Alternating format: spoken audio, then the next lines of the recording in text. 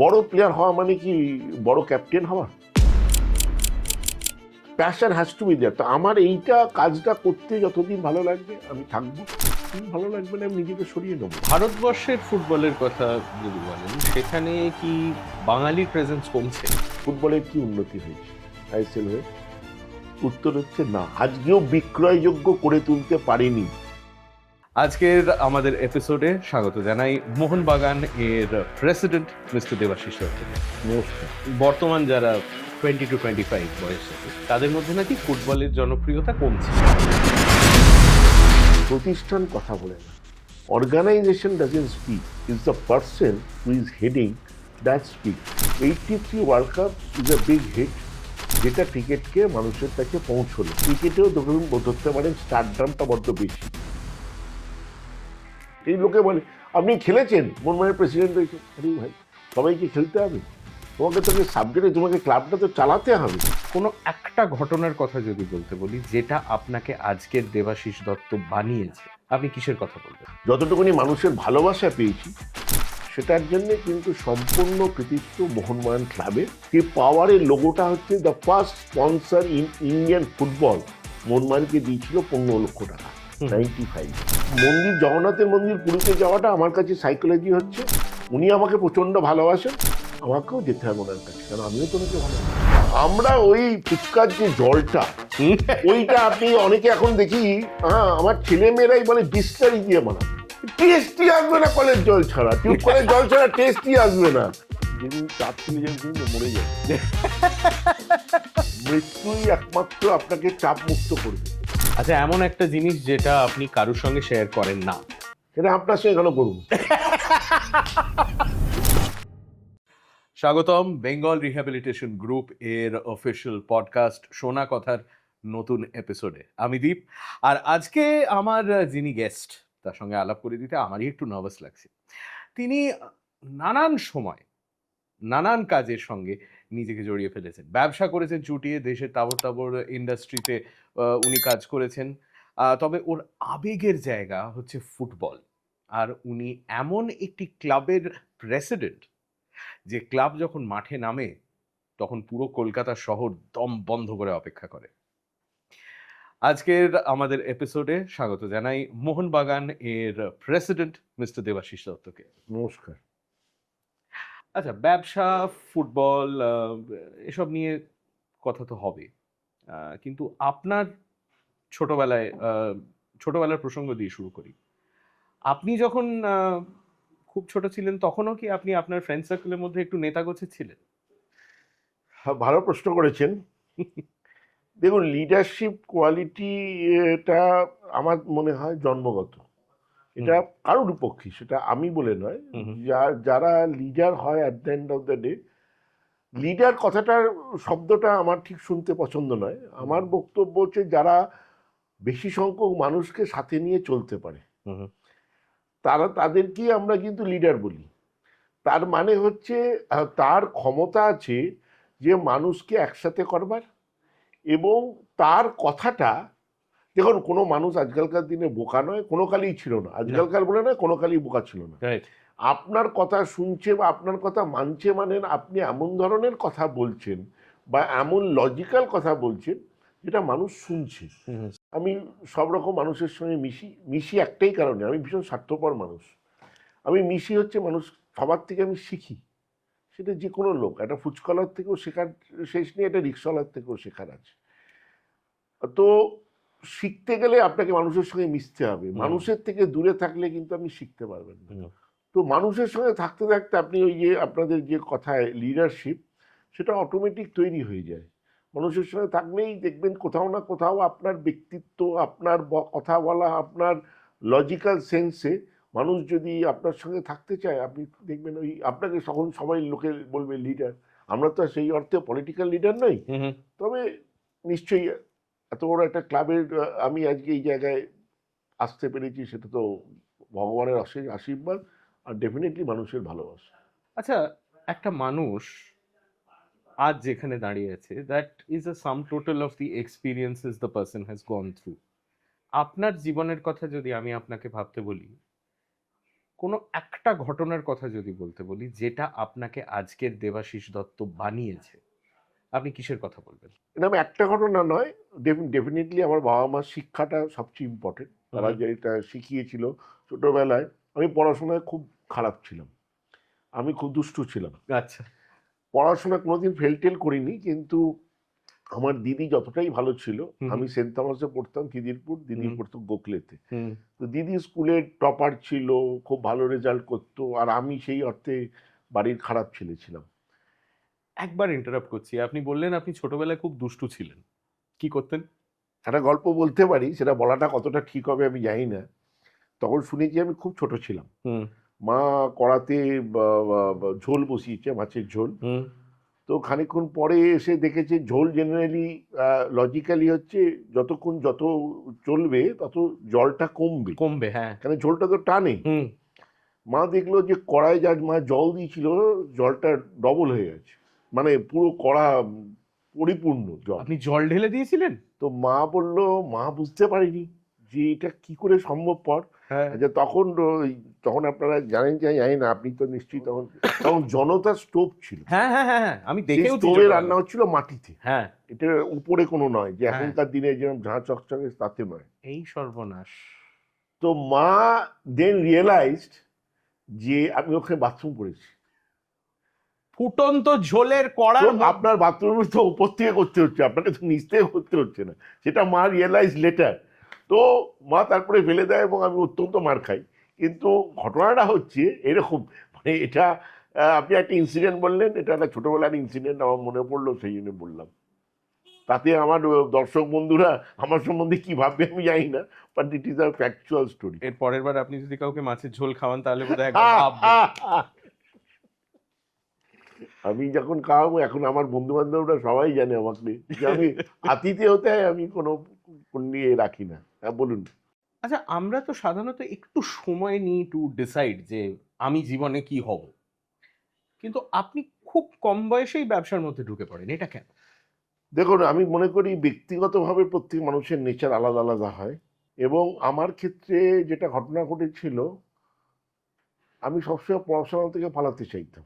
হুম, হুম, পালানোর জন্যে আমি বাবার কাছে গিয়ে বলেছিলাম, বাবা আমি ব্যবসা করব। তো বাবা আমার ব্যবসাতে, বাবার নিজের যে ব্যবসা হুম, সেখানে আমাকে নেয়নি। হুম, বলেছিল এখানে তোমার এখনো ঢোকার বয়স হয়নি, তুমি পড়াশোনা করো। হুম।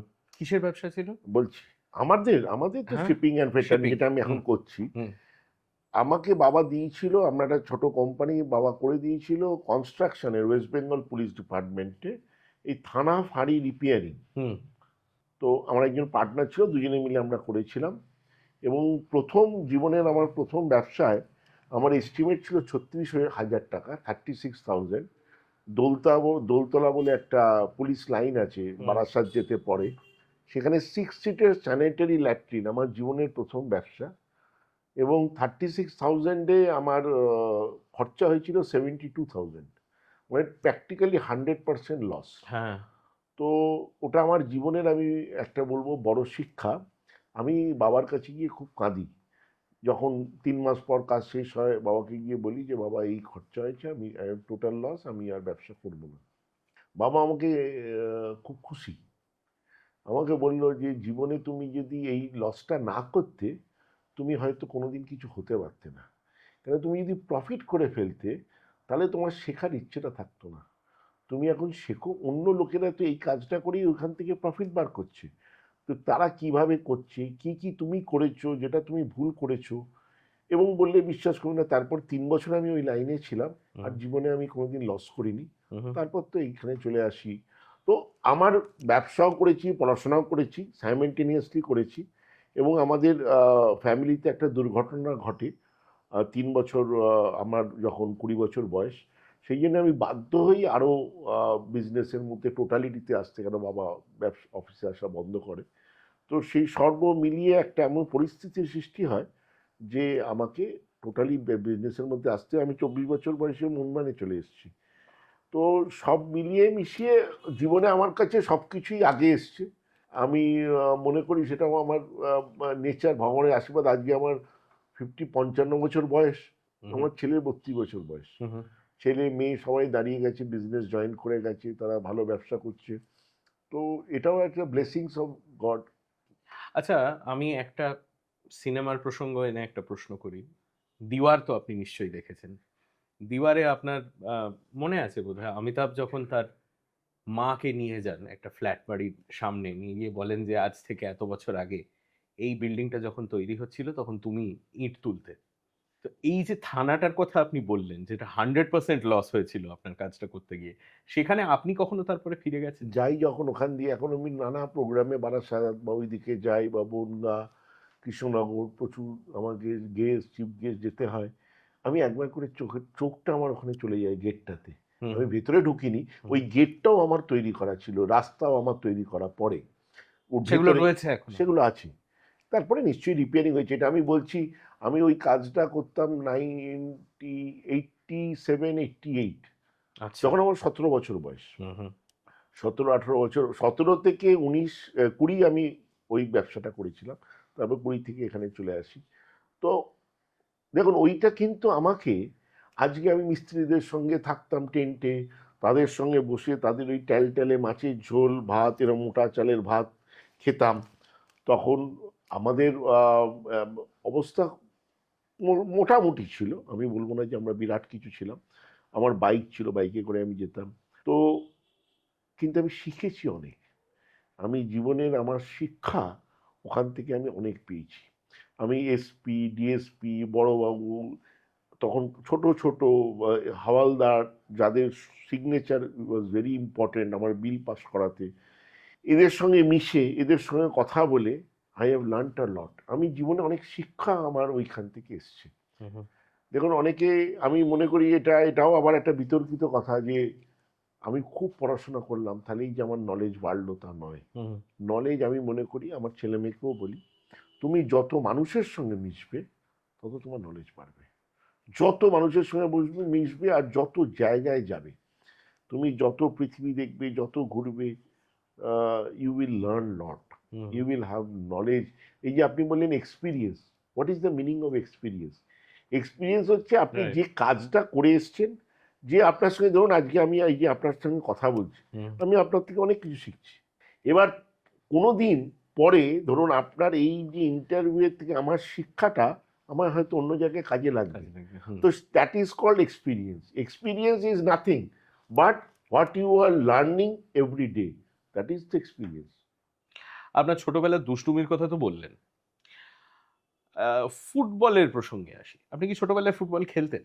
সেরকম সব বাঙালি ছেলেমেয়েরা খেলে, ছেলেরা খেলে যে রাস্তায়, স্কুলে, আমি স্কুলের হয়েও খেলেছি, সেই রকমই খেলতাম। হুম, হুম, নাথিং স্পেশাল যে আমি কোনো খুব বড় খেলোয়াড় ছিলাম তা নয়। হুম, হুম। আমি ওই স্কুলে যেরকম খেলতাম, সবাই যেরকম খেলে সেরকম খেলতাম। তো সেখান থেকে আজ আপনি মোহনবাগানের প্রেসিডেন্ট। এই জার্নিটার কথা দেখুন, এই যে প্রেসিডেন্ট বা আমি জেনারেল সেক্রেটারি ছিলাম, তার আগে আমি 2005 থেকে 2022 ফাইন্যান্স সেক্রেটারি ছিলাম, তার আগে হুম, ফুটবল কনভেনার ছিলাম। আমি বিশ্বাস করি এগুলো সব অ্যাডমিনিস্ট্রেটিভ পোস্ট। হুম, এগুলোতে খেলাটাকে আপনাকে বুঝতে হবে, হুম, বা প্লেয়ার কীরকম হবে, কিভাবে অ্যাডমিনিস্ট্রেশন চালাবেন, সেইটা আপনাকে জানতে হবে। Basically it is a management subject.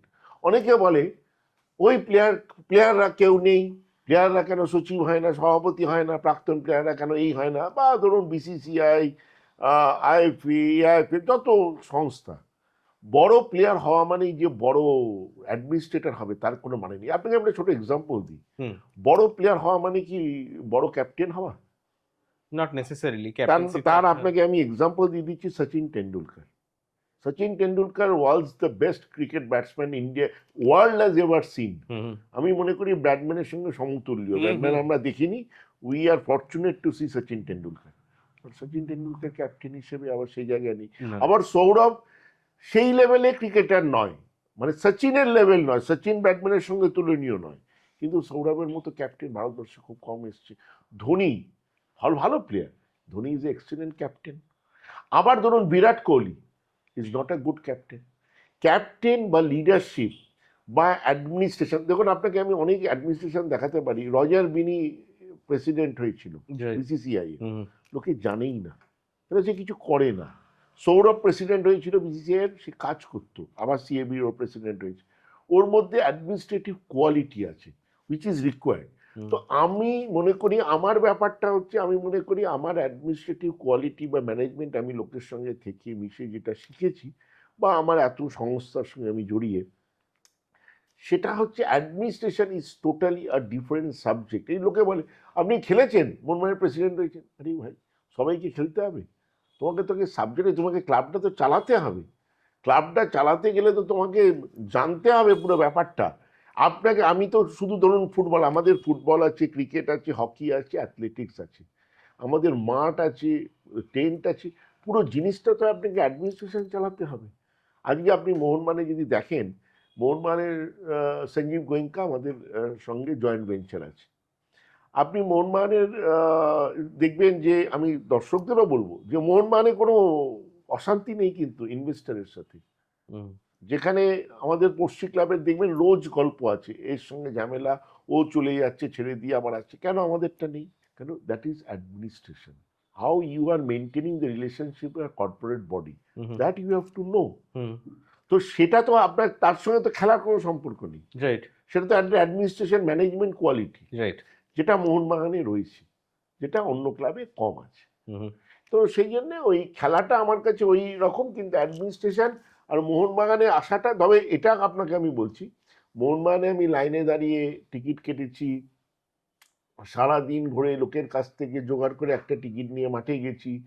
তো এত কিছুর পরে আজকে সেই মোহনবাগানের এই জায়গায় এসে পৌঁছানোটা, এটা ডেফিনেটলি ভগবানের আশীর্বাদ এবং মানুষের ভালোবাসা।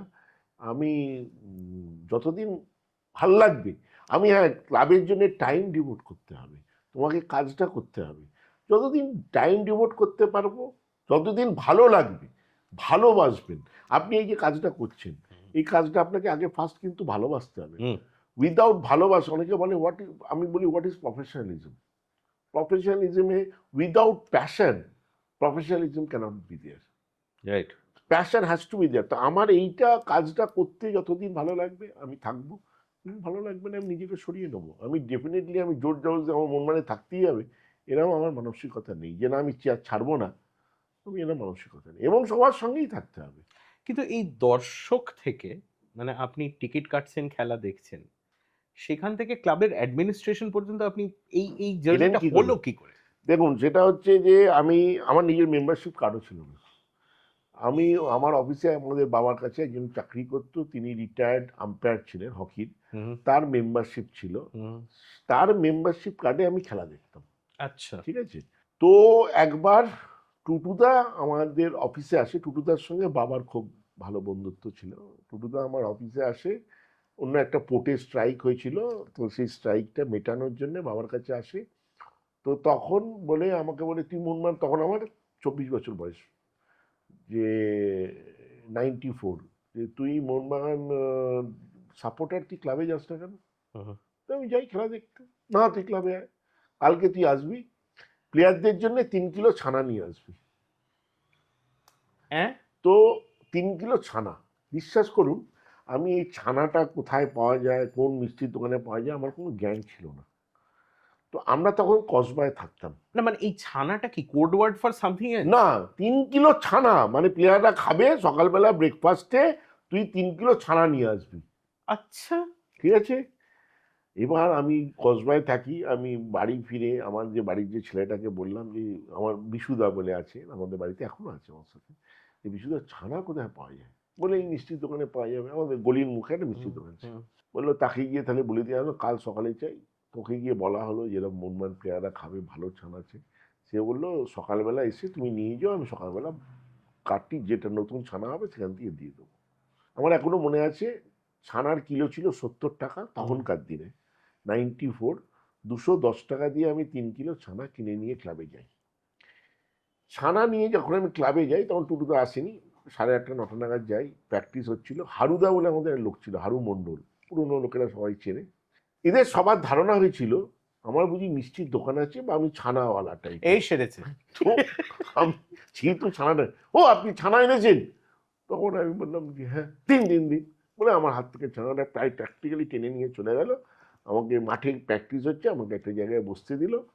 আমার সেটাই মনে হচ্ছে একটা বিরাট ব্যাপার, মাঠের মধ্যে চেয়ারে বসে আছি, সামনে প্লেয়াররা প্র্যাকটিস করছে। আমি তারপরে টুটুদা এলো অনেক পরে, মানে প্রায় 11টা 11:30, এসে বললো কি রে তুই এসছিস, ভা খুব ভালো কথা, ছানা এনেছিস? আমি বললাম হ্যাঁ। এই হারুদা একটু ছানা দাও, আমি টেস্ট করবো। তো ছানা দেওয়া হলো, প্লেয়াররাও খেলো। ছানাটা সবার নাকি খুব ভালো লাগলো। সেটাকে আরো আমাকে এস্টাবলিশ করা হলো যে আমি ছানাওয়ালা। এই রে। এবং আমাকে বলা হলো, টুটুদা বললো যে কালকে তুই আবার 3 কিলো ছানা নিয়ে আসবি। আমি বললাম আবার 3 কিলো ছানা? যাই হোক, বললো, ভালো লাগলো আমার যে ঠিক আছে 3 কিলো ছানা 210 টাকা দিয়ে নিয়ে যেতে হবে। আবার পরের দিন 210 টাকা দিয়ে 3 কিলো ছানা নিয়ে গেলাম। এই করে করে মাঝে মাঝে আমাকে টুটুদা বললো তুই আসবি ক্লাবে, প্র্যাকটিস দেখবি, এই করবি। এই করতে করতে এবার এলো 94-এর ওয়ার্ল্ড কাপ। আমি 90 সাল থেকে ওয়ার্ল্ড কাপ দেখতে যাচ্ছি। ইটালি ওয়ার্ল্ড কাপ আমার ফার্স্ট ওয়ার্ল্ড কাপ। আজ অব্দি আমি সব ওয়ার্ল্ড কাপ গেছি দেখতে। তো 94-এ ইউএসএ আমাকে ভিসা দিচ্ছে না আমার বয়সের জন্য। তো টুটুদাকে গিয়ে আমি বললাম যেরকম আমাকে ভিসা দিচ্ছে না, তুমি আমাকে কনসুলেটকে বলে ভিসাটা করিয়ে দাও। অনেক দিন ধরে টুটুদার পেছনে ঘুরে ঘুরে ঘুরে ঘুরে আমাকে ভিসাটা কনসুলেটকে বললো এবং আমার ভিসা হলো। সেই যে আমি ইউএসএ গেলাম, আমার সাথে অঞ্জন মিত্র, অনেকে যেত, গভর্নমেন্ট থেকে একটা গ্রুপ যেত, আমরাও যেতাম। আমি 90 সালেও গেছিলাম। তো ওইখানে অঞ্জন মিত্র গেল মোহনবাগান ক্লাবের। তখন উনি অ্যাকাউন্টেন্ট ছিলেন, পরে জেনারেল সেক্রেটারি হয়েছে। অঞ্জনদার সঙ্গে আমার সম্পর্ক 21 দিনের আমাদের ট্রিপ ছিল। তো ওইখানে একটা অসম্ভব ভালো সম্পর্ক তৈরি হলো। আর একটা ইম্পর্টেন্ট জিনিস, টুটুদা আমাকে সেই দিন যেদিন বাবার অফিসে এসেছিল আমাকে বললো তুই মোহনবাগান মেম্বার? বললাম না। 3,000 টাকার চেক লেখ। তখনকার দিনে মোহনবাগান ক্লাবের মেম্বারশিপের ছিল 3,000। আমি 3,000 টাকার চেক লিখলাম। আমাকে একটা ফর্ম দিল টুটুদার সেক্রেটারি সুব্রত। আমি ফর্ম ফিল আপ করলাম, করে টুটুদাকে দিয়ে দিলাম। সেটা ছিল ধরুন মার্চ এপ্রিল 94-এ। আর এই ওয়ার্ল্ড কাপ বলছি জুন জুলাই। কিন্তু এই মেম্বারশিপ কার্ড কিন্তু আমি ছবিও দেখতে পাইনি, তার কোনোদিন মেম্বারশিপ আমার হলো না। টুটুদাকে জিজ্ঞেস করি, টুটুদা হয়ে যাবে তো, চিন্তা করিস না, ও তুই পেয়ে যাবে। পেয়ে যাবো, 3 মাস হয়ে যায়। আমি বললাম মোহনবাগান মেম্বারশিপ টাইম লাগে। আর আমি 90 সাল থেকে মেম্বারশিপ চেষ্টা করছি, কিন্তু আমাকে মেম্বারশিপ, আমি চুনি গোস্বামী থেকে শুরু করে সবাই, আমার বিয়েতে 92-তে সবাই এসেছিল আমার বিয়েতে, চুনি গোস্বামী। কিন্তু তখন আমি মোহনবাগান করি না, আমি ওয়ার্ল্ড কাপ সূত্রে আমার সঙ্গে এদের আলাপ। তো যাই হোক, 94 তার মেম্বারশিপটা একটা মজার গল্প, সেই জন্য আপনাকে বলছি। ইউএসএ আমি যখন গেলাম, একদিন অঞ্জনদার সঙ্গে আমাকে অঞ্জনদা বলছি তুই মেম্বার? না। আমি নাম টুটুদাকে দিয়েছিলাম, কিন্তু মেম্বারশিপটা হয়নি।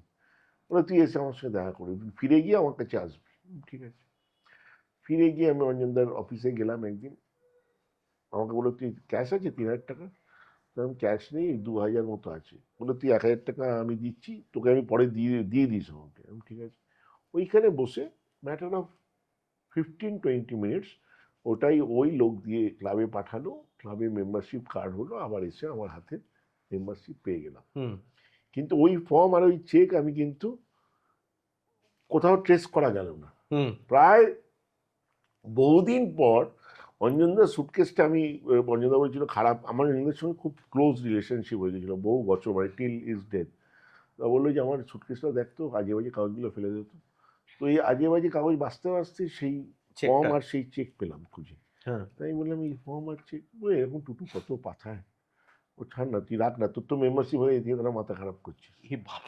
তো আমি তখন বুঝিয়েছিলাম যে, তো সেই জন্যে এটা একটা ঘটনা। কিন্তু আমার মেম্বারশিপ ওই 94 থেকে, তারপর থেকে দেখুন 95টা আমাকে একটু করতে হয়েছে, আমাকে একটু রেস্ট্রেন করেছে, অনেকে চাইনি আমি মাঠের মধ্যে ক্লাবের মধ্যে আসুক।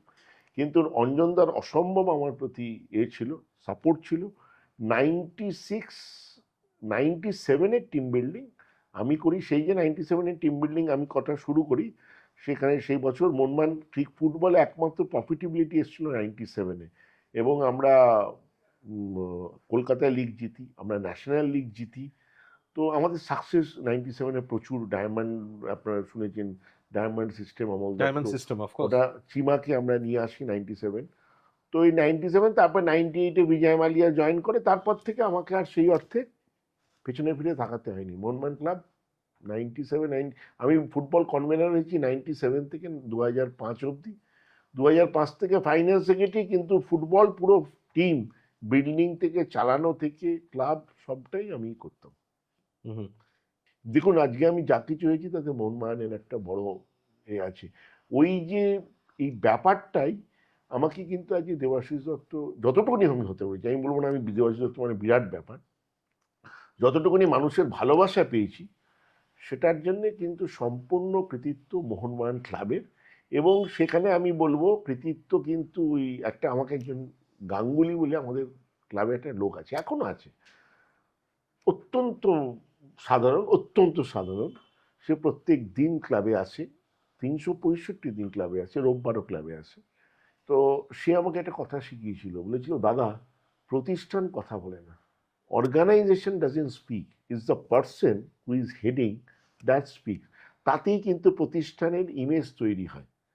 তো আজকে সেই ক্ষেত্রে মোহনবাগান যেটা বলছেন সেখানে টুটুদার ডেফিনেটলি আমাকে হাত ধরে নিয়ে এসেছিল, কিন্তু আমাকে গড়েছে অঞ্জন মিত্র। তার থেকে আমি বহু কিছু শিখেছি। লাস্টের দিকে একটা সময় গেছে যেখানে আমার সঙ্গে অঞ্জনদের একটা ক্ল্যাশও হয়েছিল, কিন্তু তারপরে আবার দুজনের মধ্যে সেটা মিটেও গেছিল এবং আমরা উই টিল হিজ ডেথ, ওর যে আমার বাবা মার পরে যদি কারোর থাকে সেটা অঞ্জন মিত্র। আচ্ছা, এবার আমার নিজেরও একটা কৌতূহল আছে এই জিনিসটা নিয়ে, যে বেঙ্গল চেম্বার অফ কমার্স বা কনফেডারেশন অফ ইন্ডিয়ান ইন্ডাস্ট্রি, এই অর্গানাইজেশনগুলো অ্যাকচুয়ালি কি করে? মানুষকে পথ দেখায়। এটা তো বিরাট মানে চড়া একটা উত্তর হয়ে গেল। দেখুন, আপনাকে যদি জিজ্ঞেস করি রামকৃষ্ণ মিশন কি করে, হ্যাঁ, হ্যাঁ, অনেক কিছু করে। এই লাইনটাই আপনি লাস্ট অব্দি বলবেন, মানুষকে পথ দেখায়।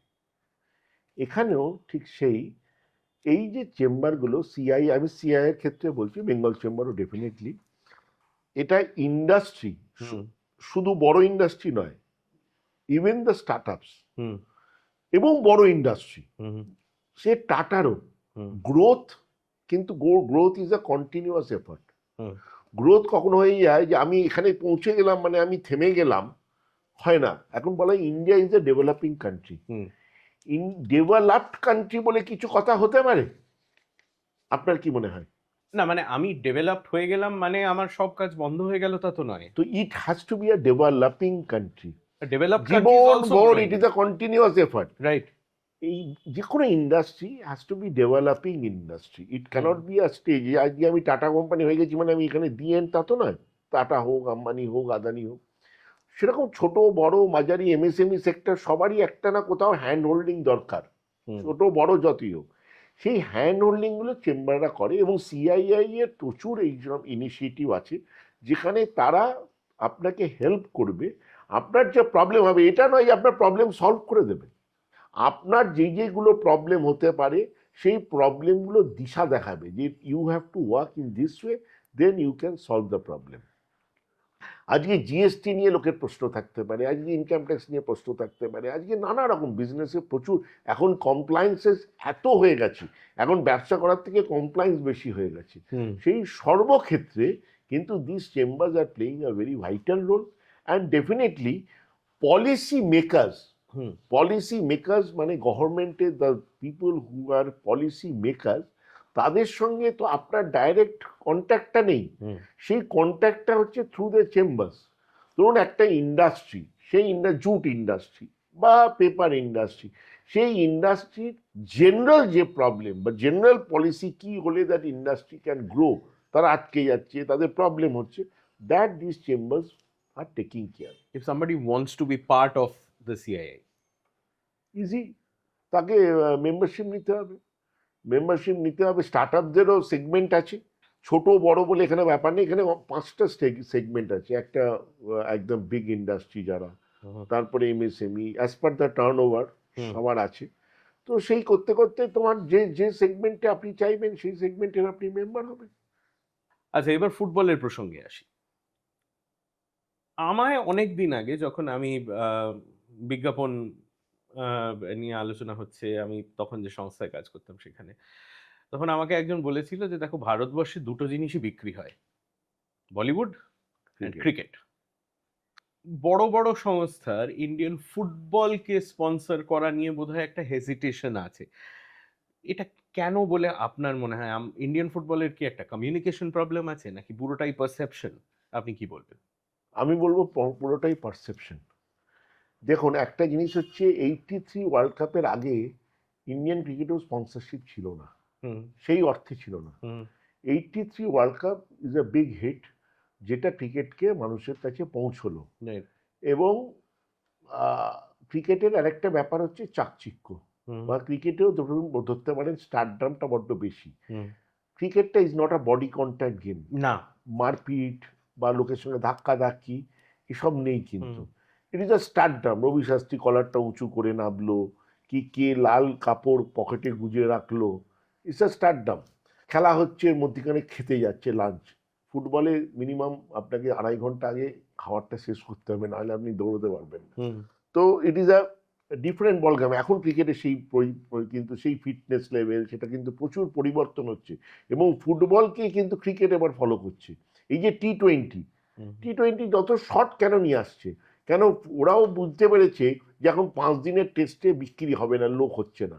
5 দিনের টেস্টে যারা ব্র্যান্ডিং করছে, যারা স্পন্সরশিপ করছে, তারা T20 আর ওয়ানডে যাতে পায় তার জন্য এটা করে দিচ্ছে হুম অ্যাজ আ মানে স্পেশাল এ। ওটাকে কিন্তু আপনি যদি বলেন শুধু তুমি টেস্টে আসবে, 4টে লোকও আসছে না, হুম এটা বাস্তব। এবার আমাদের ফুটবলে যেটা হচ্ছে, আগে ধরুন আমরা মোহনবাগান, আপনি জানেন কিনা জানি না, মোহনবাগানের প্রথম স্পন্সরশিপ এই ব্যাপারটা প্রথম এনেছে মোহনবাগান 95-এ। পাওয়ার বলে একটা ছিল, বাটার একটা Right. ছিল পাওয়ার। সেই পাওয়ারের লোগোটা হচ্ছে the first sponsor in Indian football. মোহনবাগানকে দিয়েছিল 15 লক্ষ টাকা হুম 95-এ। হুম তারপরে টাটা টি 97-এ, 96-এ পাওয়ার এসেছিল, 97-এ টাটা টি আমাদের দিয়েছিল 40 লক্ষ টাকা। বুকে টাটা টি লেখা হয়েছিল, হুম ওই প্রথম ব্র্যান্ডিং হয়েছিল। এইবার করতে করতে তারপরে বিজয় মালিয়া এলো, যেখানে বিজয় মালিয়া প্রচুর টাকা দিল। তারপরে এই যে মুকেশ আম্বানি আসা, মানে FSDL আসা, ইটস আ বিগ চেঞ্জ। হুম এবং তারপরে দেখুন সঞ্জীব গোয়েঙ্কা, ওদিকে পার্থ জিন্দাল মানে JSW গ্রুপ, তারপরে মুম্বাই, তারপরে চেন্নাই, গোয়া, 10-12 জন বড় ব্যাপার, খুব বড় ইন্ডাস্ট্রিয়ালিস্ট যারা এলো ফুটবলে টাকা দিতে, definitely because of Mukesh Ambani. হুম মুকেশ আম্বানিকে খুশি করার জন্য তারা ফুটবলে টাকাটা দিল। সেখানেও আমি মনে করি যে সেটা প্রপারলি স্ট্রিমলাইন হলো না। 10 বছর হয়ে গেল ISL, ফুটবলের কি উন্নতি হয়েছে ISL হয়ে? উত্তর হচ্ছে না, আজকেও বিক্রয়যোগ্য করে তুলতে পারেনি। তাহলে কি সেটা শুধু ফুটবলের যারা লোকজন তাদের দোষ, মানে ফুটবল প্লেয়ার আর ফুটবলের আমাদের মতো কর্মকর্তাদের দোষ, না এই যে 10 জন big players including Mukesh Ambani, তারাও এটাকে বাণিজ্যকরণ করতে পারলো না 10 বছর পরেও, বা সেই মানের ফুটবলকে তুলে নিয়ে যেতে পারলো না? এটা তাদের ব্যর্থতা নয়, রাইট এটা ঘটনা। এর রেমেডি আছে, কিন্তু রেমেডিটা ওরা সেটা পড়াশোনা করেনি। ওরা ভেবেছিল যে খালি চাকচিক্য দিয়ে ফুটবলটাকে বাণিজ্যকরণ হয়ে যাবে। চাকচিক্যটা দরকার, ডেফিনেটলি এই জেনারেশন চাকচিক্য চায়, কিন্তু তার সঙ্গে ফুটবল যে জিনিসটা, আজকে আপনি এই বিস্কিটটা এখানে রেখেছেন, আপনি বিস্কিটটা খাবেন, হুম বিস্কিটটা যদি ভালো না হয় আপনি একবারের বেশি খাবেন? এক কামড়ের বেশিই খাবো না তো সেই জন্য বিস্কিটটাকে কি করে ভালো করা যায়, আপনি এখানে খুব সুন্দর রেখেছেন, এখানে শোনো কথার চায়ের কাপ আছে, এখানে বিস্কিটটা সুন্দর টেবিলে দিয়েছেন, সাজানোটা খুব সুন্দর হয়েছে, কিন্তু এই কফিটা যদি কোয়ালিটি ভালো না হয়, এটা সাজানোর জন্যই খালি রয়ে যাবে, এটা কিন্তু তারপর আর ইউজ হবে না। মানে আপনি বলছেন presentation and content quality, hmm quality has to be, সেটা ফুটবলের সেই মান কিন্তু এগোয়নি হুম এই 10 বছরে, যেটা অত্যন্ত দরকার ছিল। আচ্ছা মানের কথাই যখন তুললেন তখন এই প্রশ্নটাও করি এটা অনেকে একটু হেও করেই বলেন হয়তো যে দূর বাঙালির ফুটবলে ইস্ট বেঙ্গল মোহনবাগানের বাইরে আর বেরোতে পারলো না তবে সত্যিই তো এশিয়ার অনেক দেশ তো আন্তর্জাতিক স্তরে ফুটবলে নিজেকে এস্টাবলিশ করে ফেলেছে আমরা পারছি না কেন আমরা পাচ্ছি না, কারণ যেটা আমি বললাম 10 বছর ধরে, যদি আজকে ধরুন এক একটা ফ্র্যাঞ্চাইজি বা এক একটা ক্লাবের বাজেট হচ্ছে 50 কোটি টাকা, হুম হুম 50 crore, তার মানে বছরে কত টাকার ইনভেস্টমেন্ট হচ্ছে? 500 কোটি টাকা। 10 বছরে কত ইনভেস্টমেন্ট হয়েছে? 5,000 কোটি টাকা। কি পেল ভারতবর্ষের ফুটবল তার থেকে? উত্তরটা হচ্ছে 50 কোটি টাকা যদি ইনভেস্টমেন্ট করতো, আর প্রথম দিন থেকে বলতো যে তোমাদেরকে 30 কোটি টাকা সিনিয়র টিমের জন্য খরচা করতে হবে, চাকচিক্য গ্ল্যামার প্লেয়ার আনতে হবে, কেন তার আগে আমাদের বাজেট ছিল 10 থেকে 12 কোটি টাকা, আমরা আই লিগ চ্যাম্পিয়ন হয়েছি, আমাদের 12 কোটি টাকা বাজেট, সেখান থেকে এই 50 কোটির জাম্পটা হলো, মানে FSDL এসে ISL এসে। তো তো আমার বক্তব্য হচ্ছে ওই বাকি 20 কোটি টাকা তোমাকে একাডেমি তৈরি করতে হবে। প্রত্যেকটা ফ্র্যাঞ্চাইজিকে নিজের নিজের জায়গায়, বম্বেতে করতে হবে, গোয়াতে করতে হবে, চেন্নাই করতে হবে, কলকাতায় মুম্বাই ইসমাইলকে দুটো করতে হবে। এই প্রত্যেক জায়গায় একাডেমি হবে, ইউথ ডেভেলপমেন্ট প্রজেক্ট হবে। তার টেকনিক্যাল হেড হবে এআইএফএফ থেকে দেবে, আইদার স্পেন থেকে আসবে নাকি হল্যান্ড থেকে আসবে, যেখানে ইউথ ডেভেলপমেন্ট সবচেয়ে ভালো হচ্ছে। এবার ওইখান থেকে যদি আসে, এবং এরা অন্য স্টেটের প্লেয়ার নিতে পারবে না, ইন অ্যান্ড অ্যালং ধরুন বাংলা, বিহার, উড়িষ্যা, নর্থ ইস্টের আলাদা একটা ফ্র্যাঞ্চাইজি আছে, এইরকম এখানকার প্লেয়ার নিয়ে নিজেদের ওদেরকে তৈরি করতে হবে, ইউথ ডেভেলপমেন্ট করতে হবে, গোয়ার করতে হবে। এরকম যদি স্টেট ভাগ করে দিত, সারা ভারতবর্ষব্যাপী 10খানা ইউথ ডেভেলপমেন্ট প্রজেক্ট 10 বছর ধরে যদি চলতো, আন্ডার একটাই টেকনিক্যাল টিম, সেটা হল্যান্ড হোক, স্পেন হোক, সেটা ঠিক করে ভারতবর্ষের ফুটবলার যে কোন মানে পৌঁছে যেত। 20 কোটি টাকা is a enough money for youth development. কিন্তু এরা কি করলো, 50 কোটিটাই লাগিয়ে দিল ওই ঝাঁ চকচকে ওয়ার্ল্ড কাপে খেলা প্লেয়ার আনতে হবে। সেই ওয়ার্ল্ড কাপ খেলা প্লেয়ার 34 বছর, প্রতি বছর ওয়ার্ল্ড কাপ খেলা প্লেয়ার নিয়ে এসে তুমি ম্যাচটা জিতবে, তুমি আইএসএল চ্যাম্পিয়ন হলে। তারপর আজকে দেখুন না, 10 বছর পর আপনি যেটা বললেন, আমরা এশীয় মানে কোথায় পৌঁছতে পেরেছি? পারিনি তো, এটা আমাদের সবার ব্যর্থতা। আমরাও বোঝাতে পারিনি এদেরকে যে আপনি এই আজকে পাওয়া যাচ্ছে না, কে বিড করছে এআইএফএফ, বিডার পাওয়া যাচ্ছে না, কেউ কিনতে আসছে না। তো সেটা কি শুধু ফুটবল প্লেয়ার আর ফুটবল কোচ আর ফুটবল সকল কর্মকর্তাদের দোষ, এই ফ্র্যাঞ্চাইজি ওনারদের দোষ নয়? 10 বছর ধরে সবার দোষ নয় যে 10 বছর ধরে আমরা কি করলাম, কেন ফুটবলের মান বাড়াতে পারলাম না? আচ্ছা, আমি আরেকটা স্পোর্ট থেকে যদি এক্সাম্পলটা দিই, ধরুন একসময় আমি পড়েছিলাম অস্ট্রেলিয়ান ক্রিকেট টিমের ব্যাপারে, যে ওদের নাকি ট্যালেন্ট স্পটাররা সারা দেশে ছড়িয়ে থাকে এবং তারা স্কুল লেভেল এর যে খেলা হয় সেই খেলাতে পর্যন্ত যায়, মানে ওই লেভেল থেকে তারা স্পট করতে শুরু করে যে কার কার মধ্যে সম্ভাবনা আছে। আপনি কি বলছেন ফুটবলের ক্ষেত্রে সেরকম একটা কিছু উচিত ছিল? ওই যে বলছি, ইউথ ডেভেলপমেন্ট 20 কোটি টাকার প্রত্যেক বছরে যদি করা হতো, স্পটারদের তাদের মাইনে দিয়ে রাখা হবে, তারা ঘুরে বেড়াবে, খেলা দেখবে, তাদের আর কিচ্ছু কাজ নেই, তাদের ঘুরে বেড়াবে, তারা খেলা দেখবে, খেলা দেখে স্পট করবে, স্পট করে প্লেয়ার নিয়ে আসবে, তাদের ট্রায়াল হবে তারপর। এবং দেখুন, এখন প্লেয়ার আপনাকে নিতে হবে 8 বছর, 9 বছর, 10 বছরের মধ্যে, তাদেরকে স্পট করতে হবে, তবেই ওই 17 বছর 18 বছর নিয়ে এসে কোনো লাভ নেই, সে তৈরি হবে না। আপনাকে একদম বাচ্চা বয়স থেকে যদি তাকে প্রপারলি তৈরি করা যেতে পারে, এবং এই যে ইন্টারনাল, আমি বলছি যেটার আমি অনেক বড় প্ল্যান আছে, যে 10টা একাডেমি তৈরি হবে, তারা নিজেদের মধ্যে খেলবে, নিজেদের মধ্যে তাদের টুর্নামেন্ট হবে, প্রত্যেক এজ গ্রুপের, আন্ডার 13 হবে, আন্ডার 15 হবে, আন্ডার 18 হবে, তারপর তারা যাবে বিদেশে খেলতে। তো এই করে করে করে করে যদি 10 বছর ধরে এইরকম চলতো, তাহলে ভারতবর্ষের ফুটবল এখন থেকে যদি চেষ্টা করে আবার চলবে। এদের একটা ভাবতে হবে, আপনাকে আমি বলছি না, মুকেশ আম্বানি, সঞ্জীব গোয়েঙ্কা সবাই এসছে, টাকা ঢেলেছে, মোহনবাগান আইএসএল চ্যাম্পিয়ন হয়েছে, গোয়া চ্যাম্পিয়ন হয়েছে, মুম্বাই চ্যাম্পিয়ন হয়েছে। At the end of the day ভারতবর্ষের ফুটবল কি পেল? ভারতবর্ষের ফুটবলের কথা যদি বলেন, সেখানে কি বাঙালির প্রেজেন্স কমছে? দেখুন, এটা একটা বিতর্কিত আমি উত্তর দেবো, এবং সেটা নিয়ে মানুষ আমার সমালোচনা করতে পারে। বাঙালির প্রেজেন্ট 70 দশক 80 দশক ছাড়া আগে খুব একটা ছিল না। পঞ্চপাণ্ডব ইস্ট বেঙ্গলের আপনি যদি শুনে থাকেন, পঞ্চপাণ্ডব কিন্তু নন বেঙ্গলি প্লেয়ার সবাই, একজনও বাঙালি নয়। আহমেদ, সালে, বেঙ্কারের সব অবাঙালি প্লেয়ার। 70 দশক একমাত্র একটা দশক যেখানে একসাথে প্রচুর দুর্দান্ত মানের বাঙালি প্লেয়ার আসে, সুভাষ, সুব্রত, শ্যাম, গৌতম, মানে বাঙালির ওখানে নন বেঙ্গলি প্লেয়ার হাবিব আকবর ছাড়া 3-4টে প্লেয়ার, উলগানাথন, জেভিয়ার পায়েস, এরকম, বাকি সব কিন্তু বাঙালি ছিল। কিন্তু 50, 40, 60 বাঙালি ছিল, আমি বলবো না বাঙালি ছিল, কিন্তু নন বেঙ্গলি প্লেয়ারদের দাপাদাপি অনেক বেশি ছিল। 80, 90 আবার সেটা পড়তে শুরু করে। তার জন্য আমরা ব্যক্তিগতভাবে আমরা সবাই দায়ী।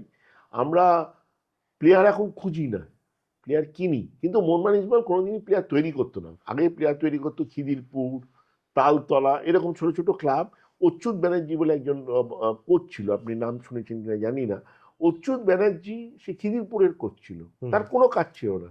তার কাজ ছিল সে দূরে দূরে দূরে দূরে গ্রামে গঞ্জে গিয়ে বসে বসে খেলা দেখতো, তাই কেউ চিনতও না। সেখান থেকেই প্রসূন সব কিন্তু অচ্যুতদার তৈরি করা। উনি এই প্লেয়ার তৈরি করতেন, তারপরে মোহনবাগান ইস্ট বেঙ্গল সেই প্লেয়ারগুলোকে নিত। ঠিক আছে, এই ধরনের মানুষ আজকে কিন্তু আমাদের এই যে প্রাক্তন প্লেয়াররা অনেক কথা বলে, ওটা লোক স্পটার হয়, কিন্তু তারা স্পটার হবে না, তাদের দোষ দিচ্ছি না আমি। ক্লাবগুলোকে তাদের স্পটার হিসেবে রাখতে হবে, প্রফেশনালি রাখতে হবে, যে তোমার কাজ হচ্ছে তুমি এই জোনটা তুমি দেখবে, তুমি মানে 2-3 জনের একটা টিম বানিয়ে দেওয়া, তোমরা যাবে, তোমাদের যাতায়াতের খরচা মাসিক মাইনে সব ক্লাব দেবে, তোমাকে আমাকে ওখান থেকে প্লেয়ার বেছে নিয়ে আসতে হবে। তুমি যদি প্লেয়ার খারাপ নিয়ে আসো, যে দেখা যাচ্ছে ট্রায়ালে সেই প্লেয়ারগুলো দাঁড়াচ্ছেই না, তোমার 1 বছরের কন্ট্রাক্ট তোমাকে সরিয়ে দিয়ে অন্য লোককে দায়িত্ব দেওয়া হবে। এইভাবে স্পটার আমাদের এখন প্রফেশনালি স্পটার রাখতে হবে, এছাড়া কিন্তু প্লেয়ার উঠবে না, বাঙালিও উঠবে না। আর এখানে বাঙালিতে রিসেন্টলি আপনি জানেন যে জানি না, আইএফএ লিগে, কলকাতা লিগে এই রিসেন্টলি হয়েছে সান অফ দ্য সয়েল, এত পার্সেন্টেজ খেলবে, সবাই খেলবে, এটা আরো আগে এলে আরো ভালো হতো। যাই হোক, শুধু সমালোচনা করলে হবে না, এখানে আমরা সবাই দায়ী আছি। আচ্ছা, আরেকটা বিষয় জিজ্ঞেস করি। কয়েকদিন আগেই আমাদের উইমেন্স ক্রিকেট টিম, আমার মনে আছে একজনের ফেসবুক পোস্ট, আমার একজন বন্ধুর, সে একটি মফস্বল থেকে পোস্ট করেছিল, কোনো একটা পাড়ার ক্লাবে টিভি চলছে, দরজা জানলা সব খোলা, 10-12 জন লোক ক্লাবের বাইরে রাস্তায় দাঁড়িয়ে ইন্ডিয়ান উইমেন্স ক্রিকেট টিমের ম্যাচ দেখছে। সে পোস্টে লিখেছিল, ম্যাচের রেজাল্টের থেকেও this is a bigger victory, যে ভারতীয়রা আজকে উইমেন্স ক্রিকেট টিমের খেলা দেখছে। সেখানে মোহনবাগানের উইমেন্স ফুটবল টিম যদি আমি বলি, সেটার কথা কি আপনারা ভাবনা চিন্তা করছেন? আপনি জানেন না হয়তো, প্রথম কথা আমি বলি যে এই যে সাকসেসটা ক্রিকেটের মহিলাদের, এটা আমি দেখবেন আজ থেকে 10 বছর পর ইট উইল বি তুলনীয় হবে 83 ওয়ার্ল্ড কাপ চ্যাম্পিয়নের মতো, মানে ওই টিমটার সঙ্গে। এখন মহিলাদের ক্রিকেটটা একটা অন্য লেভেলে চলে যাবে দিনে দিনে। আর আপনি ফুটবলের কথা বলছেন, মোহনবাগান প্রথম ক্লাব কলকাতা শহরে যারা মহিলাদের ফুটবল টিম বানায়, এবং মোহনবাগান প্রায় 5 বছর মহিলাদের ফুটবল টিম চালায়। মোহনবাগান ইস্ট বেঙ্গল একসঙ্গেই করেছিল, আমরা খেলেছিলাম।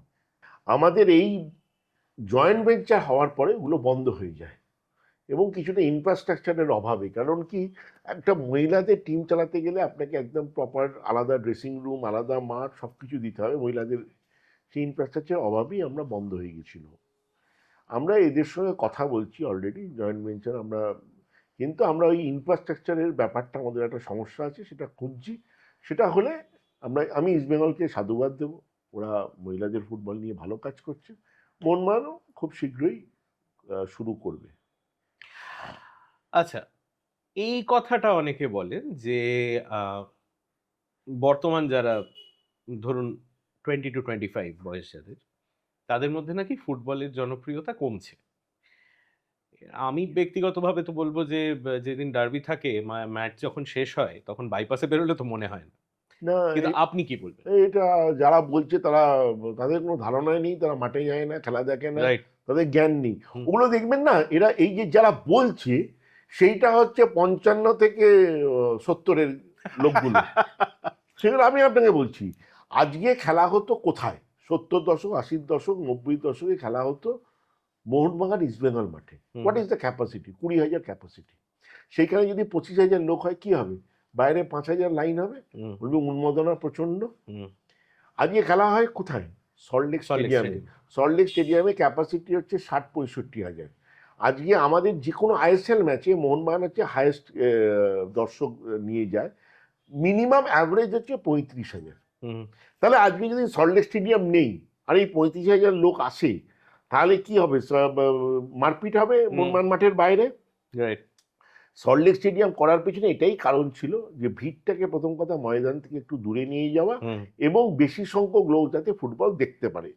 এবং আপনি বলছি, এটা যদি আপনি কোনোদিন যান, বা স্ট্যাটিস্টিক্স আপনাকে আমি দিয়ে দেবো, আমাদের যদি অ্যাভারেজ দেখা যাচ্ছে যে দর্শক এখন আসছে, অ্যাভারেজ দর্শক 18 থেকে 25 হচ্ছে 70%, 18 থেকে 25, এবং মহিলা অ্যারাউন্ড 5 থেকে 7% মহিলা আসছে। সেটা আগের থেকে বেড়েছে, আপনি অনেক অনেক মহিলা, বাচ্চা, ফ্যামিলি নিয়ে, এটা কিন্তু আইএসএল এর সাকসেস। কেন এখন লোকের একটা ধারণা হয়েছে ওখানে ভালো বাথরুম পাবো, পরিষ্কার বাথরুম পাবে, মহিলারা যাচ্ছে। এবং একটা হচ্ছে এই যে কম বয়সী মহিলা ফ্যান, আপনি জানেন না কি লেভেলে বেড়ে গেছে। আগে কোথায় মহিলারা আসতো মাঠে খেলা দেখতে, রাইট। এখন এই 18, 20, 22, 23-এর আপনি যে কোনো দিন মোহনবাগান মাঠে যাবেন, ওরা সন্ধ্যাবেলা বসে আছে, আড্ডা মারছে, গল্প করছে। এ মানে খেলা দেখার এই ফ্যান ক্লাবগুলো, এর জন্য ফ্যান ক্লাবগুলো অনেক অর্গানাইজড, ওদেরকেও ধন্যবাদ দেবো যে ফ্যান ক্লাবগুলো এই টাকে চালায়, এদেরকে নিয়ে আসি। এরা যে ধরনের, আজকে আপনাকে আমি বলবো একটা কথা, আমাদের 70 দশক, 80 দশক, 90 দশকের দর্শকদের মানসিকতা আর আজকের দর্শকদের মানসিকতা অনেক ভালো। তখন কি হতো, হারলে আমার গাড়ি 5 বার ভেঙেছে, ঠিক আছে, তখন সুব্রত ভট্টাচার্য, শৈলেন মান্নাকে পুলিশের ওই কয়েদিদের ভ্যানে বেরোতে হয়েছে মোহনবাগান মাঠ থেকে, কারণ এত ইট পড়তো। এখন আমরা যদি গোল খাই, এমন অনেক ঘটনা আমারই মনে আছে তো ছোটবেলায়। এখন যদি আমরা গোল খাই, চ্যান্টিং হচ্ছে, আমাদেরকে উৎসাহিত করে, ফ্যান ক্লাবগুলো চ্যান্টিং করে, উৎসাহিত করে। আমরা যদি হারি, বলে পরের বার তুমি জিতবে, কোনো চিন্তা করো, তারা পাশে থাকে। দিস মাইন্ডসেট হ্যাজ চেঞ্জ দারুণভাবে, এবং সেটা হতে পারেছে আমাদের কৃতিত্ব নয়, সেটা হচ্ছে এই নেক্সট জেনটার জন্য। Next generation has change this mindset. তারা কিন্তু একটা অন্য রকমের, ওই যে গান করা, ড্রাম বাজানো, হ্যাঁ আপনি বলবেন এটা বিদেশ থেকে কালচার নিয়ে এসছে, ভালো জিনিস যদি নিয়ে আসতে পারে তাহলে একটা অন্যায় কোথায়, তাদের যদি এবং ওদের কিছু একটা অ্যাক্টিভিটিস চাই। আপনি একটা 20 বছরের ছেলেকে বলবেন না তুমি গিয়ে ছোলা আর বাদাম আর মুড়ি খাও, যেটা আমাদের আগেকার দিনের মানুষের মানসিকতা থাকতো। এখন হচ্ছে অ্যাক্টিভিটিস চাই, আমাকে গান গাইতে হবে, আমাকে ড্রাম বাজাতে হবে মাঠে গিয়ে। তো they are getting that activities, they are doing that activities. বড় বড় টিফো বানাচ্ছে, তারা সারা দিন ধরে ব্যস্ত, সারা পরের ম্যাচের জন্য সুন্দর একটা টিফো বানিয়ে নামানো। তো দিস থিংস হ্যাজ চেঞ্জড আ লট। এবার একটা ব্যক্তিগত প্রশ্ন করি, আপনার ওপরে তো অনেক দায়িত্ব, in fact multiple things at the same time. এটা একটা খুব পপুলার রেসপন্স। এখন যদি আমি কাউকে জিজ্ঞেস করি, আর ভাই কেমন চলছে, ভাই বহুত চাপ যাচ্ছে ভাই। আপনার উপরে তো চাপ আর 5টা লোকের থেকে হয়তো বেশ খানিকটা বেশি। আপনি নিজেকে শান্ত রাখা বা স্ট্রেস থেকে সরিয়ে রাখা, এটা আপনি করেন কি করে? যেদিন চাপ চলে যাবে সেদিন তো মরে যাবো। মৃত্যুই একমাত্র আপনাকে চাপ মুক্ত করবে। আর কোনো কিছু আছে যে চাপ মুক্ত করবে? পৃথিবীতে এরকম খুব কম লোক আছে যে চাপ নেই। একটা রিক্সাওয়ালারও চাপ আছে, টাটারও চাপ আছে, আদানিরও চাপ আছে। চাপ নিয়ে যে চলতে পারে সে, আমি মনে করি কিছু না কিছু করতে হবে। চাপ মুক্ত মানে মৃত্যুই একমাত্র চাপ মুক্তি করতে পারে। আর কোনো, আমি মনে করি না আর কোনো সলিউশন আছে চাপ মুক্তি। আর আমি ওটা খুব ভয় পাই, খুব ভয় পাই যে যেদিন আমার কোনো কাজ থাকবে না, আমি বেরোবো না। মোহনবাগান নয়, মোহনবাগান ব্যবসা, আমি কোনো না কোনো, আজকে আপনাকে আমি বলি, আমার একটা বাটানগরে একটা ফ্ল্যাট আছে, সেখানে আমরা অনেকে, আমরা একটা ফ্যামিলির মতো, ওখানে অনেক লোক আমরা থাকি, ওখানে একটা ফ্যামিলির মতো। আমরা মাঝে মাঝে, আমি শনির রোববার যাই, অনেকে ওখানে পার্মানেন্ট থাকে আর আমি মাঝে সাঝে যাই। আমরা এবছর দুর্গাপুজো করলাম এবং উই এনজয়েড আ লট। আমি সব ছেড়ে দিয়ে ওখানে 6 দিন ছিলাম। তো সকাল থেকে ওঠা, কাজ করা, অনেকে বলবে পুজো তো ছুটি, কিন্তু আমার কাছে ওটাও একটা এনজয়মেন্ট। ওটা একটা, পুজোটা ভালো করে করতে হবে। তো আপনি যদি বলেন আপনি কি যেচে চাপ নেন, অনেকে ভাবে, আমার বউও বলে তুমি যেচে চাপ নাও। তো আমি বলি যে যেদিন আমার এইটা বন্ধ হয়ে যাবে, আমার ব্রেনটা কাজ করবে না আর, মানে কোনো কাজ থাকবে না ব্রেনে, সেদিন হয়তো আমার মৃত্যুই হয়ে যাবে। কারণ আমি আমি না আমি আমি নিজেকে ভাবতেই পারি না, আমি শনির ওপরও বাড়িতে বসে থাকতে পারি না। আপনি কি নিজেকে ওয়ার্কাহলিক বলবেন, মানে কাজ না থাকলে? ওটা আমার ভালোবাসা, প্রেম বলতে পারেন। ওয়ার্কটা কি? আমি যদি ভালো না বাসি আমি কাজ করব? আমি যদি ভালো না বাসতাম আপনি এখানে আমাকে জোর করে আনতে পারতেন? আমার আপনার সঙ্গে গল্প করতে ভালো লাগছে বলেই আমি এসেছি। বা ভালো লাগাতে হবে। অনেক সময় আমাকে, আমার কালকেই আমি রাত্রি 1:30টায় ফিরেছি, আমি দিল্লি গেছিলাম, ওখানে ভুবনেশ্বর গেছি, তারপরে ফিরছি। আমার মেয়ে আমার সাথে ছিল। আমার মেয়েকে কালকে ফ্লাইটে আমি একটা কথা বলেছি, যে বললাম যে তোমাকে খুশি কে করতে পারে বলো তো? একমাত্র তুমি। আর পৃথিবীতে কেউ তোমাকে খুশি করতে পারবে না। এটা প্রত্যেক মানুষের জানা দরকার। আমি না ভীষণ, আমার চাপ আছে, আমার না এখন মনে, ওই লোকটা ওইটা কথা বললো বলে আমার মনটা খারাপ। আরে তোমাকে তোমাকে খুশি রাখতে হবে, এটা আমি বিশ্বাস করি। আমি চাপে বিশ্বাসী নই। চাপ তো থাকবে, চাপ যেদিন চলে গেল সেদিন তো আমার কোনো অস্তিত্বই রইল না তাহলে। আচ্ছা, খাবারের প্রসঙ্গে আসি। হুম। যেমন ধরুন আমি সাইক্লিং করি, কাজেই নিয়মিত আমি ময়দানে, রেড রোডে ওদিকে যাই। এবার আমার সঙ্গে যারা আসে তাদের মধ্যে যারা ফুটবল দেখেও না, তারা পর্যন্ত এটা জানে যে ময়দানের যে ক্লাবগুলো আছে সেখানে দুর্দান্ত চিকেন স্টু পাওয়া যায়। আপনার ব্যক্তিগতভাবে খাবারের পছন্দ অপছন্দের কথা কি? চিকেনটাকে আমি মাংসই মনে করি না, আমি মাটন মনে করি। যে একমাত্র মিট যদি বলেন সেটা হচ্ছে মাটন। হুম। মাটন স্টু অত্যন্ত ভালো। আপনাকেও আমি ইনভাইট করে রাখলাম, বা দর্শকদেরও বলছি আমাদের ক্যান্টিন মোহনবাগান ক্যান্টিনে আসবেন।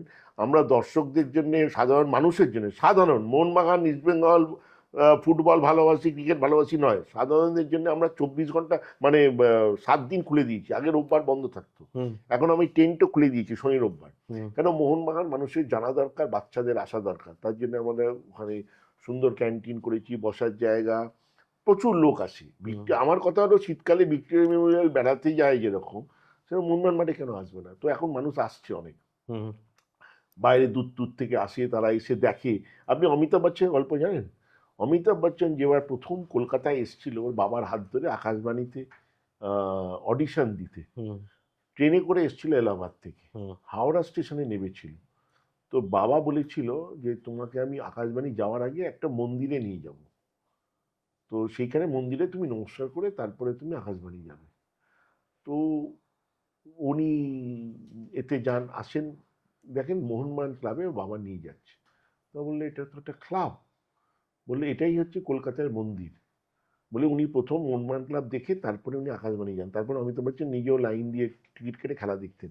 তো আমার কথা হলো মানুষকে জানা দরকার মোহনবাগান। আপনিও আসবেন, খুব ভালো মাটন স্টু পাওয়া যায়, ফিশ ফ্রাই পাওয়া যায়, ঘুগনি পাওয়া যায়, খুব ভালো ভালো খাবার পাওয়া যায়। আসবেন, ভাল লাগবে খেতে। এবং যা তালিকা আপনি শোনাচ্ছেন। ওটাতে আপনার ঘুগনিতে ওপরে পেঁয়াজ কুচি দিয়ে, কাঁচা লঙ্কা দিয়ে, একটু লেবু দিয়ে, সাথে কড়া লম্বা টোস্ট, হ্যাঁ। তার টেস্টই আলাদা। হ্যাঁ, অফকোর্স। আপনি যে কোনো 5 স্টার হোটেলের থেকে ওখানে বেশি এনজয় করবেন। আচ্ছা, আপনার উড়িষ্যার জগন্নাথ মন্দিরের সঙ্গে একটা সম্পর্ক, এটা যদি একটু বলেন। উড়িষ্যার জগন্নাথ মন্দির নয়, দেখুন জগন্নাথের হুম। সঙ্গে আমি মনে করি আজকে আমাকে মানে যা কিছু ভগবানের আশীর্বাদ, জগন্নাথের আশীর্বাদ ছাড়া হতে পারে না। এখানে হুম। আমার একটা থিওরি আছে। থিওরিটা হচ্ছে যে ভগবান তো সব জায়গায় আছে, এখানেও তো ভগবান আছে। তো জগন্নাথ কাছে আমি কেন যাচ্ছি বারবার? আমি কালকেই পুরীতে নমস্কার করেছি। আমি হুম। ভুবনেশ্বর গেলে আমি 1 ঘন্টার যাই, নমস্কার করি, আবার চলে আসি। আমি হুম। সমুদ্র ফমুদ্র কিছু দেখি না। তো আমি তাহলে যাই কেন? তো তাতে একটা লজিক আমার কাজ করে। আপনাকে আমি খুব ভালোবাসি, আমি সারাক্ষণ আপনার সাথে আছি, আপনার বাড়ি যাচ্ছি, আপনি কি করছেন আপনাকে দেখছি, আপনার সাথে ঘুরছি, সব করছি। আপনি একদিন আমার বাড়ি আসেন না, হুম। ঠিক আছে? একদিন না একদিন আমার তো খারাপ লাগবে। হুম। যে লোকটার সঙ্গে আমি সারাক্ষণ আছি, এই লোকটা তো একবার আমার কাছে আসছে না। হুম। তো জগন্নাথ তো সারাক্ষণ আমার কাছে আছে, আমার বাড়িতে সারাক্ষণ থাকে, আমার সুন্দর বাড়িতে মন্দির আছে, আমি পুজো করি, সব করি। কিন্তু তার কাছেও তো আমার একবার যাওয়া উচিত, গিয়ে বলা উচিত তুমি কেমন আছো, তুমি ভালো থাকো। তো তাকে যদি আমি ভালোই বাসি, তা তার বাড়িতেও তো আমি যাব। তো সেই জন্যেই আমার মন্দিরে মানে যাওয়া, পুরী যাওয়া। কারণ পুরী যাওয়া বলুন বা যে কোনো, আমাদের এখানে খিদিরপুরেও ভালো মন্দির আছে। হুম। আমি দীঘার যে মন্দির মাননীয় মুখ্যমন্ত্রী মমতা বন্দ্যোপাধ্যায় যেদিন উদ্বোধনে আমাদের নিয়ে গেছিলেন, আমরা গেছিলাম। কিন্তু এই মন্দির, জগন্নাথের মন্দির পুরীতে যাওয়াটা আমার কাছে সাইকোলজি হচ্ছে, উনি আমাকে প্রচণ্ড ভালোবাসেন, আমাকেও যেতে হবে ওনার কাছে, কারণ আমিও তো ওনাকে ভালোবাসি। আচ্ছা, আপনার জীবনের যদি একটা মুহূর্তের কথা আমি আপনাকে বলতে বলি, যেটা আপনার কাছে সবথেকে গর্বের মুহূর্ত, তাহলে আপনি কিসের কথা বলবেন? দেখুন অনেক মুহূর্ত আছে। সেই অর্থে বলতে পারেন যে মোহনবাগান ক্লাবের সঙ্গে আমি জড়িত হয়ে অনেক ট্রফি জিতেছি, সেগুলো তো সবগুলোই গর্বের। মোহনবাগান ক্লাবের সচিব হয়েছি, যেদিন সচিব হয়েছিলাম সেদিন নিজেকে মনে করেছিল যে একটা কিছু জীবনে হতে পেরেছি, হুম। আমার নামটা লোকে মনে রাখবে। তারপরে সভাপতি হয়েছি, এগুলো ডেফিনেটলি আমার কাছে খুবই গর্বের এবং আনন্দের। একটা মানুষের ব্যাপারে আমাদের মনে যে ইমপ্রেশন থাকে সেটা তো সবসময় তার সঙ্গে আলাপ হবার পর যে তৈরি হয় তা তো নয়। আমি একজন মানুষের দিকে তাকিয়ে তাকে দেখে বা তার বডি ল্যাঙ্গুয়েজ থেকে, তার ফেসিয়াল এক্সপ্রেশন থেকে ইমপ্রেশন তৈরি হয়।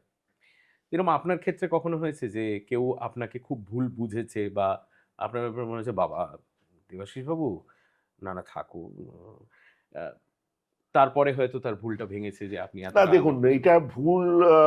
মানুষ আহ, বেশিটাই বোঝে। হুম আমাকে লোকে ভাবে আমি খুব গম্ভীর, হুম আমি খুব রাগী। হুম তো বেসিক্যালি আমি একদম অপোজিট ক্যারেক্টার। হুম হ্যাঁ, রাগ ডেফিনেটলি আমার আছে। হুম রাগ এই কারণে আছে যে কেউ যদি কোনো, আমার মনে হচ্ছে এটা কাজটা, আমি খুব সিস্টেমেটিক পারফেকশনিস্ট। হুম হুম পারফেক্ট না হলে আমার এই যে ধরুন কাপটা ডিরেক্টর এইভাবে রাখতে চায় কেন, শোনা কথাটা প্রপারলি ক্যামেরায় দেখা যাবে। হুম তো সেইটা যদি না হয়, বেঁকে যায়, তখন সেটাতেও তারও কিন্তু একটা খুচখুচ ঠিক হুম হচ্ছে না। রাইট। আমার ওই ব্যাপারটা আছে যে হুম পারফেক্ট হতে হবে যে কাজই করি আমি। সেখানে যখন মানুষ ভুল করে তখন আমার একটু রাগ হয়, এক। দ্বিতীয় হচ্ছে আমি খুব সিস্টেমে বিশ্বাসী। হুম সিস্টেমেটিকলি চলো। আমি যদি টাইম বলি, আমি ধরুন প্রচুর আমি গেস্ট চাই, সবাই বলে আপনি চলে আসবেন 7টা। আমি বললাম 7টায় যাবো, 7টায় গিয়ে দেখি তখনও সে ম্যারাপ বাজছে। এই আপনি এসে গেছেন, কারণ তাদের মনের মধ্যে ধারণা আছে চিফ গেস্ট আসবে 7টা বললে 8:30টায়। তা আমার 7টা বলে 7টা কেন, আমি 8টায় আরেকজনকে টাইমটা দিয়ে রেখেছি, রাইট। 9টায় আমি আরেকজনকে টাইম দিয়ে রেখেছি। তো সেই জন্য আমি কোথাও কাউকে টাইমটা মিস করতে চাই না, কারণ নাহলে তো আমারও পুরো সিস্টেমটা গড়বড়িয়ে যাচ্ছে। তো সেই জন্য ওইখানে আমার রাগ হয়। আর একটা হচ্ছে যে সেই জন্য মানুষ অনেক সময় আমাকে ভুল বোঝে, কিন্তু যারা আমার খুব ক্লোজ তারা জানে এই যত তাড়াতাড়ি রাগ করে তত এই রাগটা পড়েও যায়। আরেকটা জিনিস আমি বিশ্বাস করি, মোহনবাগান ক্লাবের প্রেসিডেন্ট হোক বা জেনারেল সেক্রেটারি হোক, সে তো আর ছ্যাবলা হবে না। না। রাইট। এ, আপনাকে তো কেমন কথা বলবে, তার মধ্যে ওই আবার বললাম প্রতিষ্ঠান কথা বলে না, হুম মানুষটা কথা বলে। তো মানুষটাকে দেখি আমরা ধীরেন্দ্রকে দেখি, ভেবেছি মোহনবাগান কিরম হবে। আমার কাছে অঞ্জন মিত্র ইজ অ্যান আইডল। অঞ্জন মিত্রকে দেখি আমি ভেবেছি যে মোহনবাগান এইরকম। অঞ্জন মিত্র জীবনে কোনোদিন, অঞ্জন মিত্র অ্যালকোহল খেত না, খুব কম খেত, মাঝে সাঝে। জীবনে কোনোদিন হোটেলে গিয়ে অ্যালকোহল খায়নি। বললো পাশের টেবিল থেকে যদি লোকে দেখে যে মোহনবাগান জেনারেল সেক্রেটারি বসে মদ খাচ্ছে, what will be the image of Mohun Bagan club. বাড়িতে খাও তোমার যদি ইচ্ছে হয়। এইগুলো আমার না ইনবিল্ট হয়ে গেছে, এগুলো মানুষ আমি শিখেছি ওর কাছ থেকে। রাগ আপনার আছে আপনি বললেন, এমন কখনো হয়েছে যে এরকম ছোটখাটো গোলমাল করার জন্য আপনি হয়তো কাউকে চেঁচামেচি হ্যাঁ চেঁচামেচি করেছেন রেগুলার, এবং তারপর রিগ্রেট করেছেন যে ইস আমার এইভাবে বলাটা উচিত হয়নি? সারাক্ষণ বলি, আবার সারাক্ষণ রিগ্রেটও করি, কিন্তু বলতেও থাকি। বলাটা দেখুন, এটা হচ্ছে আপনি যে ভাবেন না যে আপনার ওই সময়টায় হুম হুম রাগ জিনিসটা, না দেখুন ওই সময়টায় আপনার মনে হতে পারে যে এই জিনিসটা ঠিক হচ্ছে না, ঠিক আছে, সেই জন্য সেই সময় রাগটা প্রকাশ পায়। কিন্তু আমি এটাও বুঝি বয়সের সাথে সাথে, এখন আমার অনেক বয়স বাড়ছে যেহেতু, সেহেতু বয়সের সাথে সাথে মানুষ আরও বেশি হয়। ছোটোবেলায় আমার যেটা ব্যাপারটা অনেক বেশি ছিল সেটা এখন অনেক কমে গেছে। তবে আমার সঙ্গে মানুষ যারা কাজ করে তারাও বুঝে গেছে যে এই কীরকম চায়, একে সিস্টেমেটিক হতে হবে। সে আমার অফিসও সেইভাবেই চলে, হুম। সিস্টেমেটিকভাবে আমি চালাতে চাই। আচ্ছা, আপনি যেহেতু আপনার একটা পাবলিক ফেস আছে, আপনার ব্যাপারে গুজবও নিশ্চয়ই অনেক ছড়ায়। এমন কোনো নিজের ব্যাপারে গুজব আপনি শুনেছেন যেটা শুনে আপনারই খুব হাসি পেয়েছে যে আমার ব্যাপারে এরম ভাবে লোক? হ্যাঁ, গল্প তো অনেকই। গল্প শুনুন, আমার ব্যাপারে যদি গল্প না তৈরি হয় হুম হুম তাহলে জীবনে আমি কিছুই করলাম না। রাইট। আপনার কাকে নিয়ে আপনি গল্প করছেন, যাকে নিয়ে আপনি ভাববেন তাকে নিয়েই তো গল্প করবেন। হুম হুম ভালো মন্দ আমি মনে করি যে আপনার এটা একটা আপনার জীবনের পার্ট অফ ইয়োর লাইফ। হুম হুম যে আপনাকে নিয়ে ভালো গল্প হবে, শুধু ভালো গল্প হবে, গো ভালো লোক, ভালো লোক ভালো চালাচ্ছে, এটা হতে পারে না। We are human being. আমাদের নিয়ে ভালোও হবে খারাপও হবে, আমার চরিত্র নিয়ে কথা হবে, হুম আমার বলবে ও খুব ঔদ্ধত্য, হুম এরকম কথা হবে। হুম তো কথা কখন হচ্ছে, যখন I have done something in my life. Hmm otherwise আমাকে নিয়ে তো কথাই হবে না। তো সেটা তো it is part of my life. এবং এটা হচ্ছে আপনার একটা কথা আছে বাংলায়, খ্যাতির বিড়ম্বনা, হুম ওটা আপনাকে নিতে হবে। রাইট। তো that is part of life. আচ্ছা, আপনার যারা খুব ক্লোজ বন্ধু এখন, তাদের যদি আপনার ব্যাপারে জিজ্ঞেস করা হয়, তারা কি বলতে পারে বলে আপনার ধারণা? তারা বলবে যে কোনো আড্ডার প্রোগ্রাম আমাকে বাদ দিয়ে হবে না, আমার অ্যাবিলিটি দেখেই তারা প্রোগ্রাম করবে। আর কোথাও যদি বেড়াতে যাব তো ও দেবাশিসকে যেতে হবে, তবেই আমরা সবাই যাব। এইবার তাহলে আমরা চলে আসি র্যাপিড ফায়ারে। আপনার জন্য প্রথম, র্যাপিড ফায়ারে যখনই শুরু হয় তখনই লোকে খুব ভয় পায়, বলুন তো। আপনি মনে হয় না ভয় পাবেন। আপনাকে দেখে ঠিক ভয় পাওয়া পাবলিক বলে মনে হয় না। মোহনবাগান একজন মানুষ যদি হতো তাহলে তার পার্সোনালিটিটা কেমন হতো? ধীরেন্দ্রের মতো। আচ্ছা, এমন একটা অভ্যেস যেটা আপনি ছাড়তে চান কিন্তু ছাড়তে পারছেন না। অভ্যেস? বাজিয়ে বকা। আপনি বলছেন আমি আপনি এটা ছাড়তে চান? কথা মনে হয় আমি একটু বেশি বলি। আচ্ছা। আমার ভালো লাগে কথা বলতে, গল্প করতে। আমি হুম। চুপ করে বসে থাকতে পারি না। হুম। পুরনো কোনো খেলোয়াড়কে যদি টিমে ফিরিয়ে আনতে পারতেন, কাকে ফিরিয়ে আনতেন? ব্যারেটো। ম্যাচের টেনশন বাড়লে আপনার প্রথম ডায়লগটা কি থাকে? চিন্তা করো না, খেলা 90 মিনিটের। এটা দারুণ ডায়লগ কিন্তু। আপনার কাছে যদি একটা ম্যাজিক ওয়ান্ড থাকতো যেটা দিয়ে আপনি ভারতীয় ফুটবলের কোনো একটা সমস্যাকে এরম ভাবে সলভ করে দিতে পারতেন, what problem would you solve? Mindset কার? সবার, ইনভেস্টার্স, অ্যাডমিনিস্ট্রেটার্স, গভর্নমেন্ট, সবার। কলকাতার ফুটবল ফ্যান্সদের যদি একটা শব্দে ডিসক্রাইব করতে হয়? আবেগ। এমন একটা সিনেমা যেটা আপনি বহুবার দেখেছেন কিন্তু যতবারই দেখেন ভালো লাগে বা নতুন মনে হয়? সিনেমা হুম। শোলে। Good answer. আজকের এমন একজন ফুটবলার যিনি আপনাকে আগেকার বাঙালির ফুটবল নিয়ে যে প্যাশনটা ছিল সেটার কথা মনে করিয়ে দেয় মানে এখন যারা খেলছে এখন যারা খেলছে। তাদের মধ্যে দেখুন, এই যে বলছেন না আগেরটা মনে করিয়ে দেয়, আগেরটা যদি মনে করিয়ে দেয় তাহলে তো ফুটবল এগোয়নি। এগোতে গেলে তো Good point. আপনাকে আপনি আপনার দাদুকে কখন মনে পড়বে বলুন তো? আপনার যখন দাদু ধুতি পরতেন আপনিও ধুতি পরবেন। তো এখন তো আপনি জিন্স পরেন। হুম। আজকের দিনের আপনাকে আমাকে অ্যাকসেপ্ট করতে হবে। আমি সেই পুরোনো দিনে পড়ে থাকলে আমরা এগোতে পারবো না। এখান থেকে মানুষকে বেরোতে হবে। আচ্ছা, এমন একটা জিনিস যেটা আপনি কারোর সঙ্গে শেয়ার করেন না? সেটা আপনার সঙ্গে কেন করবো? আমি যদি কারোর সঙ্গে করলাম না, আমি আপনার সাথে করবো। এত আপনার সঙ্গে আমার এখনো এইটুকুনি টাইমের মধ্যে পীড়িত হয়নি। আচ্ছা, কলকাতার বাইরে কোথাও যদি থাকতে হতো 1 বছরের জন্য, কোন শহরটাকে বেছে নিতেন? 1 বছরের জন্য? 1 বছর? 1 বছর 1 বছর। অনেক বড় কিন্তু। হুম। 1 বছর ছোট নয়। হুম। দিল্লি। কেন? দিল্লিতে খাওয়া দাওয়াটা খুব ভালো, ভালো কাবাব পাওয়া যায়। দিল্লির ওয়েদার, শীতকালটা আমার বেশ ভালো লাগে, ঠান্ডা পড়ে। আর পলিউশনটা? এইটা আমার একটা ভুল ব্যাখ্যা। Pollution is a mindset. এই সেরেছে। পলিউশন কি সব ফিগার যে স্ট্যাটিস্টিক্সে হয়? Pollution is a mindset. কিচ্ছু হবে না, আপনি যা বাঁচবার তাই বাঁচবেন। ওই পলিউশনে আপনার কিছু 5 বছর কমে যাবে না। ও কিছু হবে না আপনাকে। আপনি ওই পলিউশন একদম কলকাতায় এলেন একদম ফ্রেশ গ্রিনারি, আপনি তাহলে তো ইন্টারলেখানে গিয়ে থাকুন, তাহলে নো পলিউশন। অস্ট্রিয়ায় চলে যান, নো পলিউশন। আরে বাঁচতে গেলে ওরকম পলিউশন একটু একটু থাকবে।